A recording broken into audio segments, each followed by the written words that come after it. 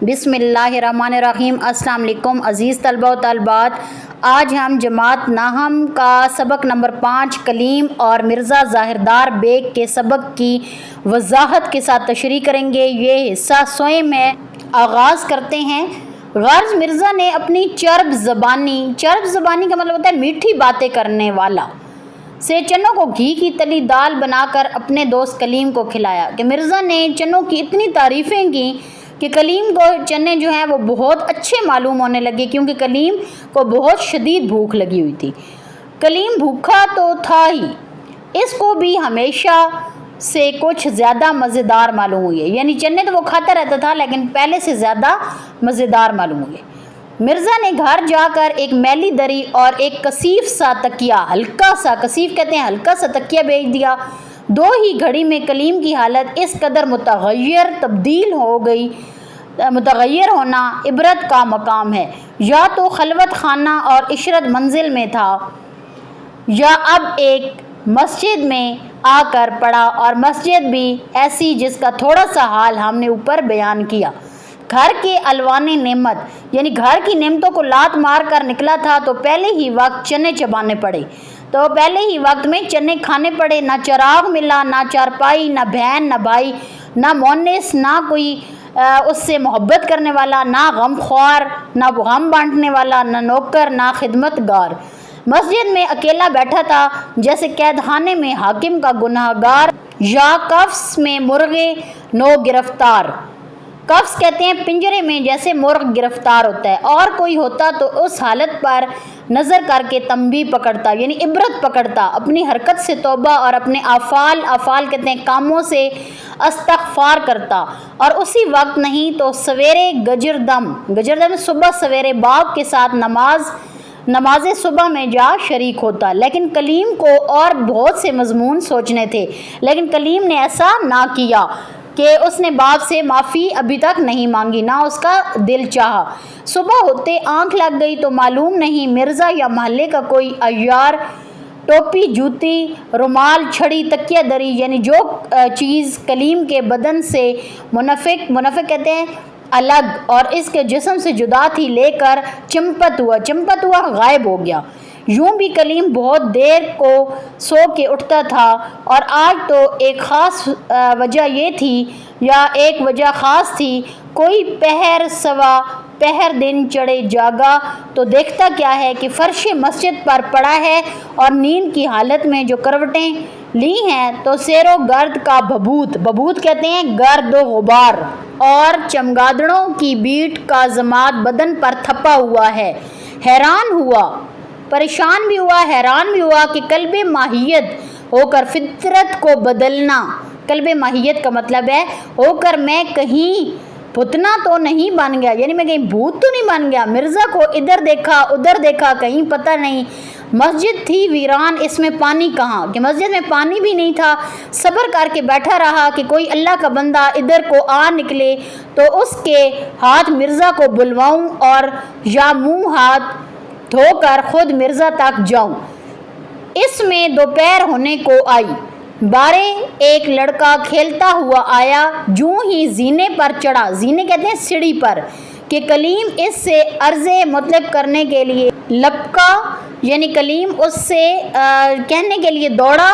वो लड़का उसकी हियत कज़ाई, अजीब शक्ल देखकर डर कर भागा। खुदा जाने उसने इसको भूत समझा या सड़ी ख्याल किया।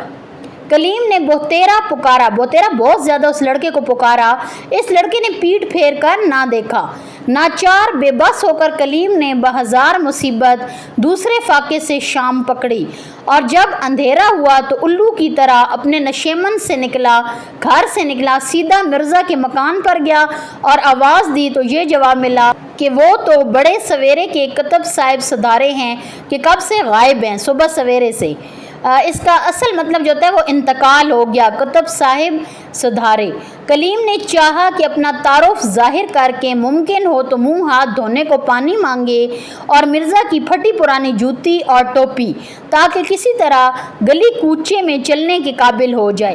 یہ سوچ کر اس نے کہا، کیوں حضرت، آپ مجھ سے بھی واقف ہیں؟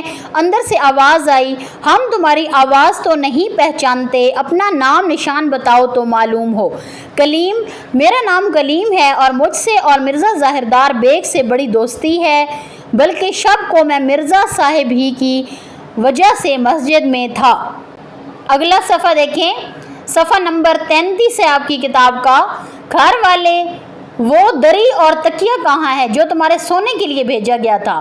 تکیہ اور دری کا نام سن کر تو کلیم بہت چکرایا اور ابھی جواب دینے میں متعمل تھا، سوچ میں پڑا ہوا تھا کہ میں کیا جواب دوں، کہ اندر سے آواز آئی، مرزا زبردست بیگ، دیکھنا یہ مردوا کہیں چل نہ دے، یعنی کہ کہیں چلا ہی نہ جائے، اس کو پکڑ لو، دوڑ کر تکیہ دری تو اس سے لے لو۔ کلیم یہ سن کر بھاگا، ابھی گلی کی نکڑ تک نہیں پہنچا تھا، نکڑ کونے تک بھی نہیں پہنچا تھا کہ زبردست نے چور چور کر کے جا لیا، پکڑ لیا۔ ہر چند کلیم نے مرزا ظاہردار بیگ کے ساتھ اپنے حقوق معرفت ثابت کیے، کہ جان پہچان ثابت کرنے کی کوشش کی، مگر زبردست کا ٹھینگا سر پر اس نے ایک نہ مانی اور پکڑ کر کوتوالی لے گیا۔ کوتوال نے سرسری طور پر دونوں کا بیان سنا اور کلیم سے اس کا حسب نسب پوچھا کہ کون سے خاندان سے تعلق رکھتا ہے، کون ہے۔ ہر چند کلیم اپنا پتہ بتانے میں چھمتا تھا، ہچکچاتا تھا، مگر چاروں ناچار اس کو بتانا پڑا، لیکن اس کی ظاہری حالت ایسی ابتر ہو رہی تھی، خراب ہو رہی تھی کہ اس کا سچ بھی جھوٹ معلوم ہوتا تھا۔ کوتوال نے سن کر یہی کہا کہ میاں نسو، جن کو تم اپنا والد بتاتے ہو، میں ان کو خوب جانتا ہوں، اچھی طرح جانتا ہوں، وہ ایک معزز آدمی ہیں، اور یہ بھی مجھ کو معلوم ہے کہ ان کے بڑے بیٹے کا نام کلیم ہے، یعنی یہی نام ہے جو تم نے اپنا بیان کیا ہے۔ محلے کا پتہ، گھر کا نشان بھی جو تم نے کہا، سب ٹھیک ہے، مگر کلیم تو ایک مشہور و معروف آدمی ہے، آج شہر میں اس کی شاعری کی دھوم ہے۔